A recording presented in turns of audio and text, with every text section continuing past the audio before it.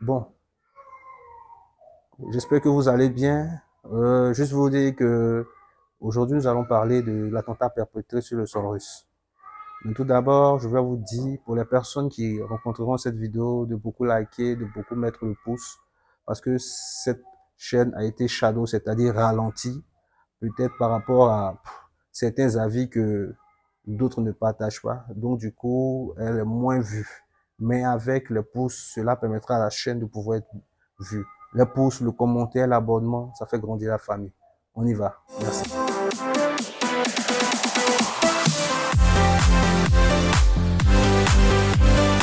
Bonjour à tous. Bienvenue sur la chaîne Décryptage Express. Aujourd'hui, nous allons parler de la Russie. Euh, il s'est avéré que depuis la semaine passée, un attentat s'est perpétré sur le sol de la Fédération de la Russie et a fait jusqu'à aujourd'hui environ 140 morts. Oui, 140 morts. Je pourrais dire dans des conditions désastreuses, des conditions vraiment difficiles. Et la Russie a eu à mettre la main sur ces terroristes en question, ces personnes. La Russie a eu à mettre la main sur ces terroristes et cela a permis d'en savoir beaucoup. En image, nous vous présentons les terroristes que la Russie a eu à capturer. 4 hommes mis en examen pour terrorisme en Russie. Ils sont suspectés d'être les assaillants qui ont fait au moins 137 morts vendredi, selon le dernier bilan officiel. Les 4 suspects de l'attaque, qui a eu lieu dans une salle de concert près de Moscou, viennent du Tadjikistan, un pays d'Asie centrale ayant fait partie de l'Union soviétique.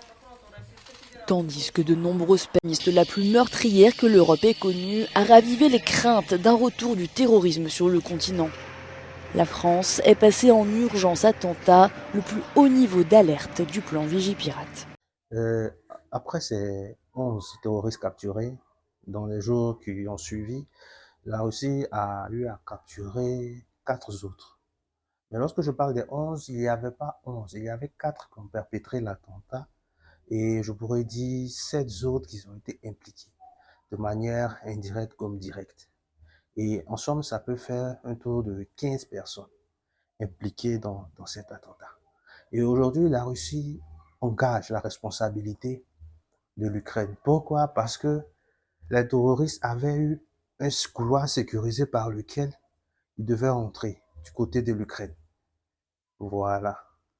Et comme vous le savez, ces terroristes ont été cuisinés, questionnés, et il est ressorti qu'ils avaient été pillés en crypto-monnaie et en cash pour pouvoir venir, je peux dire, perpétrer cette action terroriste sur le sol de la Fédération de la Russie. Après l'attaque dans une salle de concert dans la banlieue de Moscou, 3 nouveaux suspects ont été placés en détention ce lundi, en plus des 4 personnes qui ont déjà été arrêtées et présentées à la justice dimanche. Les assaillants ont été interpellés alors qu'ils tentaient, selon les autorités russes, de fuir vers l'Ukraine. Comme je le disais tantôt, les autres forces, les, les autres puissances telles que les États-Unis, telles que l'Allemagne, telles que la France, ont apporté entre griffes leur soutien à la Russie pour dire, comme je le dis, qu'ils condamnaient cet acte terroriste et ont en même temps sur le champ, à la limite, désigné le coupable sous prétexte que c'est l'État islamique qui a revendiqué. Du coup, sans qu'il y ait de véritables enquêtes, ils ont refoulé la faute sur l'État islamique. Après avoir interrogé les terroristes impliqués, ils ont reconnu avoir croisé, rencontré des personnes liées à des forces ukrainiennes et des Occidentaux. Ils ont été financés en cash et par crypto-monnaie. Du coup, la Russie est dans l'obligation de riposter, comme je peux le penser. Mais quelle sera la réponse de la Russie? Bon, nous ne savons pas, nous n'avons pas spéculé dessus.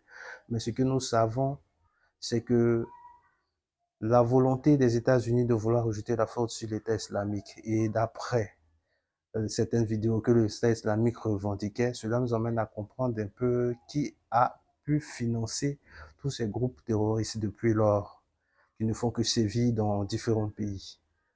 Voilà, et aujourd'hui, nous allons vous présenter tout de suite une vidéo d'un confrère youtubeur qui a fait ressortir certains éléments où les États finançaient ou financent, je peux dire, des attentats. Précisément parlant de la France avec les Néo-Zélandais dans l'époque de Mitterrand. Merci, suivez cette vidéo. Qui est évidemment l'intervention d'État dans des activités terroristes à travers le monde.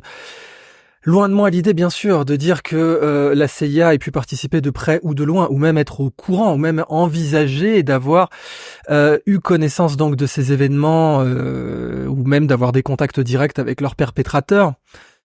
Mais il est vrai et factuel, ça je dois loyalement vous le rapporter, que l'ambassade américaine avait émis une alerte pour ses ressortissants 48 heures avant ces attentats. Et puis après, on doit tout de même aussi revenir sur le terrorisme d'État en général. On peut prendre bien sûr celui des États-Unis en particulier. Ils n'ont pas forcément le monopole en matière de terrorisme d'État, simplement être la première puissance mondiale, aussi bien en matière de renseignement que de diplomatie, que d'influence, de géopolitique.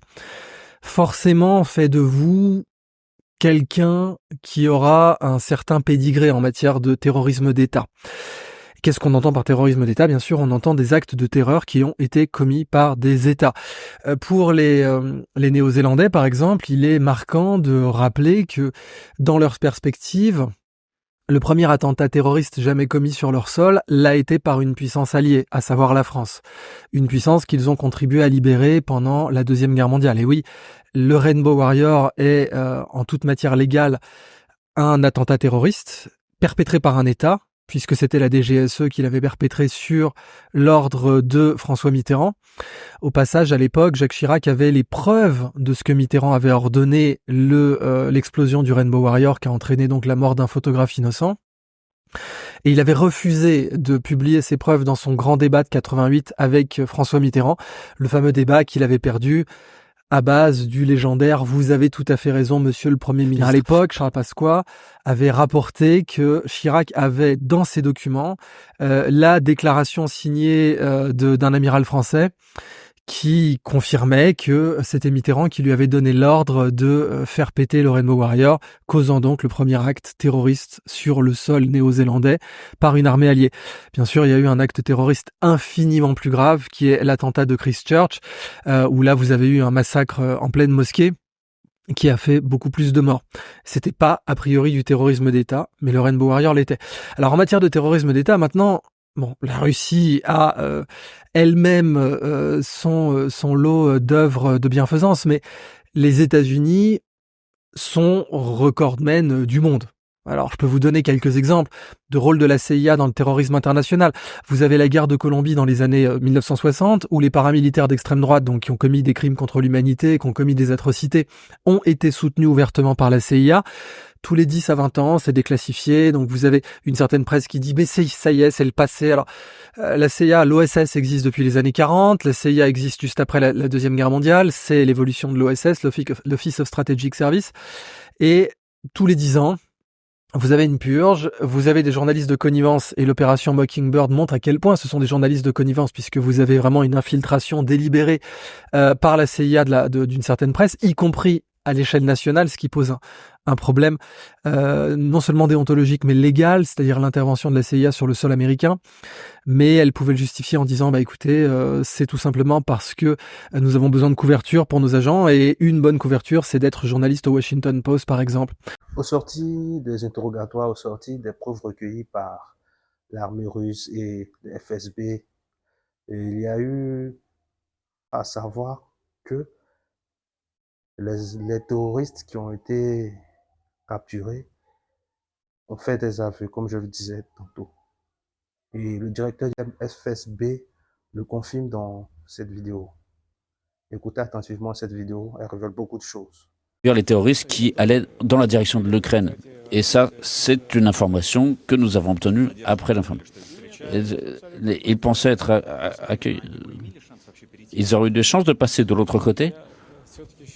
Je considère que nous aurons fait tout le nécessaire pour que cela ne se produise pas. Et ce dont témoigne justement leur arrestation. Mais en tout cas, le fait qu'ils voulaient aller là-bas, qu'ils étaient attendus, ça c'est certain. C'est le régime de Kiev dans son ensemble, SBU, Zelensky. Nous considérons que l'action qui a été préparée par ces extrémistes islamistes, avec l'aide des services secrets occidentaux et eux-mêmes, les services secrets ukrainiens sont directement impliqués. Quel est l'intérêt? Déstabiliser la situation, semer la discorde dans la société. Mais vous voyez ce qui se produit sur la ligne de front. La fameuse contre-offensive ukrainienne n'a pas marché. Qu'est-ce qu'il faut faire maintenant?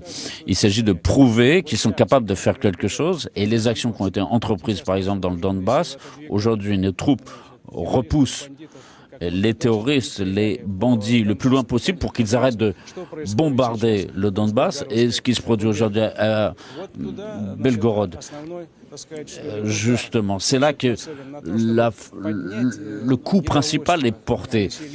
C'est pour frapper la population. Qu'est-ce qu'il faut faire pour prouver qu'ils sont capables de faire? C'est semer la diversion dans les arrières. Et c'est ça l'objectif de leur action et des dirigeants des services secrets ukrainiens et britanniques aussi. Et les Américains l'ont dit. Et vous vous souvenez de la déclaration? Bon, au sorti des révélations du directeur du FSB que nous avons écouté, qu'est-ce que vous pouvez tirer comme conclusion? Est-ce une machination de la Fédération russe pour attaquer encore l'Ukraine? Ou est-ce vraiment, je pourrais dire, le fait que les grandes puissances soient dévoilées aujourd'hui dans leur manière d'agir? Parce que avec tout ce que nous avons vu aujourd'hui, nous comprenons beaucoup de choses. Nous comprenons que certains attentats sont orchestrés par ces grandes puissances et ces grandes puissances font porter le chapeau à certains groupes terroristes aujourd'hui qui sont la machine de ces puissances. De mon point de vue, je pense que c'est pas forcément une machination de la Russie, mais c'est un peu une façon de présenter les attitudes ou les activités des grandes puissances, voilà, face à d'autres pays. Mais étant donné qu'elles se sont trompées d'adversaire, quand je dis trompées, je fais allusion à la Russie. Aujourd'hui, elles se sont trompées d'adversaire parce que la Russie aujourd'hui a pu attraper ces terroristes vivants, a pu tirer des informations, je pourrais dire solides, et aujourd'hui c'est un peu comment cela a été orchestré. Quelle sera la réaction russe après toute cette, cette action perpétrée sur son sol, cette action terroriste? Et d'après vous, qu'est-ce qui pourra bien être? On écoutera un peu les propos du président russe dans cette vidéo. Les 4 personnes qui ont commis cet attentat terroriste, tous ceux qui ont tiré et ont tué des gens, ont été retrouvés et arrêtés. Ils essayaient de se cacher, ils se dirigeaient vers l'Ukraine où, d'après les données préliminaires, la partie ukrainienne leur avait préparé un passage pour franchir la frontière entre la Russie et l'Ukraine. 11 personnes ont été arrêtés en tout et les services spéciaux fédéraux et les services de l'ordre travaillent pour trouver tous les complices de ces terroristes et tous les commanditaires et ceux qui ont commis ce crime répondront de leurs actes. Quels qu'ils soient, nous les retrouverons et nous les punirons, tous ceux qui sont derrière ces terroristes. Ok. Pour ne pas être partisan, je pense que toutes ces vidéos relatent un peu l'agissement des grandes puissances. Et les temps à venir, les jours à venir nous diront ce qui se passera. Parce que si vous constatez, après cela, la France, l'Angleterre, l'Allemagne et toutes ces autres puissances ont commencé à prendre peur. Pour moi, je dis prendre peur parce qu'elles ont commencé à décréter une forme d'état d'urgence face au terrorisme, une possible attaque des terroristes. Est-ce que ces puissances-là ont peur que la Russie replique? Est-ce que ces puissances aussi, de manière voilée, prennent aussi leurs dispositions pour empêcher cela? Nous saurons ça dans les temps à venir. Merci pour, je pourrais dire, cette page du décryptage Express to World que chacun suit. N'oubliez pas surtout le j'aime, l'abonnement. et puis le partage pour faire grandir la famille. Ok.